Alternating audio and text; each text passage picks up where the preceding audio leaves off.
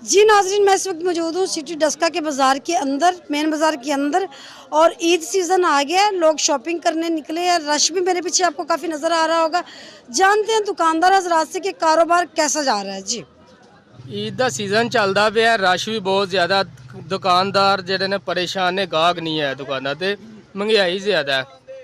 ਜਿਹੜੀ एक चीज़ 1000 ਦੀ है वो 1200 की सेल करांगे दुकानदार बचेगा। ਹੁਣ 800 गाहक कह रहा, 700 कह रहा। उस तरह किस तरह गुजारे होंगे। ਇਹ ਬਾਹਰ ਜਿਹੜਾ ਆਪਰੇਸ਼ਨ है ਇਹਨੂੰ जल्द तो जल्द खत्म करो, दुकानां खुशहाल होन ते पाकिस्तान अगे ਵਧੇ। पिछले साल ਇਹਦੇ ਨਾਲ ਕਾਰੋਬਾਰ ਬਿਹਤਰ ਸੀ ਤੇ ਬਾਕੀ ਇਹ ਜਿਹੜੇ ਤੋੜ ਭੰਨ ਹੋਈ ਹੈ ਉਹਦਾ ਵੀ ਬਹੁਤ ਫਰਕ ਪਿਆ ਹੈ। ਠੀਕ ਅਸਰ ਵੀ ਪਿਆ ਤੇ ਉਸ ਤੋਂ ਇਲਾਵਾ ਜਿਹੜੇ ਗਾਹਕ ਉਹਨੇ ਕੀਮਤ ਨਹੀਂ ਭਰ ਰਿਹਾ ਜਿੰਨੀ ਕੀਮਤ ਹੋਣੀ ਚਾਹੀਦੀ ਹੈ, ਉਹਦੇ ਮੁਤਾਬਕ ਕੀਮਤ ਨਹੀਂ ਭਰ ਰਿਹਾ। ਅੱਧੋ ਅੱਧ ਕੀਮਤ ਗਾਹਕ ਮੁੱਲ ਪਾ ਕੇ ਚਲਾ ਜਾਂਦਾ ਹੈ। काम रश बाज़ार में बहुत ज़्यादा है तो कस्टमर दुकानों पे नहीं है। ये देखें सारी दुकान वेली पड़ी है।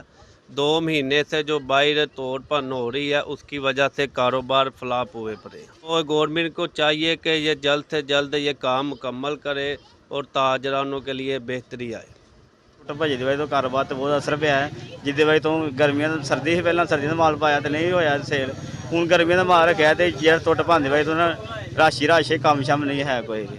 ਕਾਰੋਬਾਰ ਦੇ ਹਾਲਾਤ ਬਹੁਤ ਹੀ ਡਾਊਨ ਜਾ ਰਹੇ ਨੇ। ਉਹਦੀ ਵਜ੍ਹਾ ਇਹ ਵੇ ਕਿ ਜਦੋਂ ਦੀ ਤੋੜ ਭੰਨ ਸ਼ੁਰੂ ਹੋਈ ਹੈ ਨਾ, ਉਸ ਤੋਂ ਬਾਅਦ ਜਿਹੜੇ ਨਾ ਬਹੁਤ ਹੀ ਡਾਊਨ कस्टमर बहुत रश बहुत ज़्यादा है। ठीक है ये नाज़रीन, तो डस्का के दुकानदार हजरात का कहना आपने सुना। दुकानदारों का कहना यह है कि नजायज़ तजावज़ात गिराने की वजह से कारोबार में काफ़ी वाज़ह फ़र्क नज़र आया है। अगर ये काम जल्दी से मुकम्मल नहीं हुआ तो कारोबार मज़ीद ख़राबी की तरफ जा सकता है। किरण चौधरी, वश न्यूज़, डस्का।